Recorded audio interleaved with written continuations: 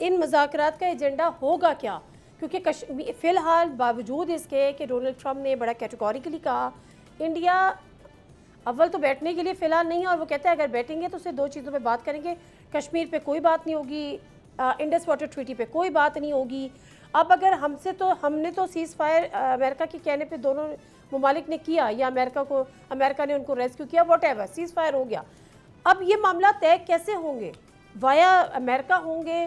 किस तरह से मज़ीद प्रेशराइज किया जाएगा? क्योंकि मोदी की तो पूरी सियासी साख इस वक्त स्टेक पर है। जी, मैं उनकी स्टेटमेंट सुन रहा था आज, उनके वज़ीर ख़ारजा की हिंदुस्तान के, तो इसमें उन्होंने ये कहा कि जी हम इसको बायलैटरल लेवल पे इसको डिस्कशंस होंगी। तो बिहाइंड द सीन मेरे ख्याल में बाकी ममालिक भी इसको इनकरेज करेंगे हिंदुस्तान को कि वो बातचीत करे और ताकि तमाम मसाइल का हल तलाश किया जा सके। और दूसरा ये है कि जहाँ तक दहशतगर्दी का मामला है तो पाकिस्तान के गालिबन हिंदुस्तान से ज़्यादा कंसर्न्स हैं दहशतगर्दी से मुतल्लिक, क्योंकि हमारे पास तो बहुत वाज़ेह सबूत मौजूद हैं जिसके तहत हिंदुस्तान ने पाकिस्तान के अंदर जो दहशतगर्द तंजीमें हैं उनको न सिर्फ मदद फराहम करते हैं बल्कि उनके साथ उनको असला और पैसे भी मुहैया किए जाते हैं। हम तो इसी तरीके से जो असैसिनेशंस हिंदुस्तान ने पाकिस्तान के अंदर जो वो करवाई थी उसके भी हमारे पास बिल्कुल वाज़ेह सबूत मौजूद हैं, जो कि हमने जितने भी अहम ममालिक हैं और यूनाइटेड नेशंस के सेक्रेटरी जनरल से शेयर किए हैं। अब फिर दूसरा ये है कि जाफर एक्सप्रेस का जो सान्या हुआ था तो उसके अंदर भी हिंदुस्तानी जो से हैं उनकी जो उनकी इन्वॉल्वमेंट के हमारे पास वाज़ेह सबूत उसके भी मौजूद हैं। फिर आपको मालूम है कि जितने भी चाइनीज़ यहाँ पे इंजीनियर्स और वर्कर्स जिनको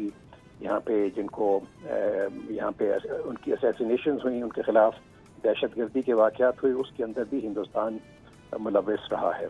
तो इन तमाम चीज़ों को देखते हुए हमें तो कोई इसमें नहीं है, हम उनके साथ बातचीत करने को तैयार हैं। कश्मीर और बाकी जितने भी मसाइल हैं, चाहे सियाचिन हो, चाहे सरक्रीक का मसला हो, चाहे पानी के मसले हों, या इवन दहशतगर्दी के मसाइल हों, तो हिंदुस्तान को भी ये उसके लिए लाजिम होगा कि वो अपने आप को कि ये जितनी भी वो यहाँ पे इन्वॉल्वमेंट है उसकी, तो उससे बात रहे।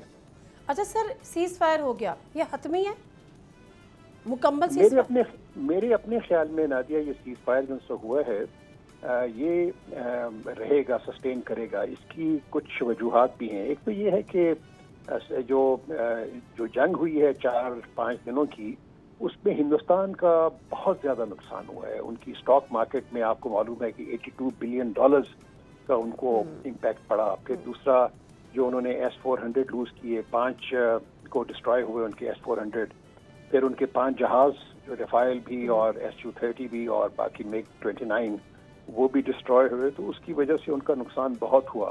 तो इस किस्म के जो सेटबैक की वजह से मेरा नहीं ख्याल कि हिंदुस्तान फिर कोई जुर्रत करेगा कि पाकिस्तान के ऊपर इस किस्म का फिर हमला करे, क्योंकि अगर वो हमला करेगा तो वो उसको बहुत ही ज़्यादा उसको मुंह की खानी पड़ेगी।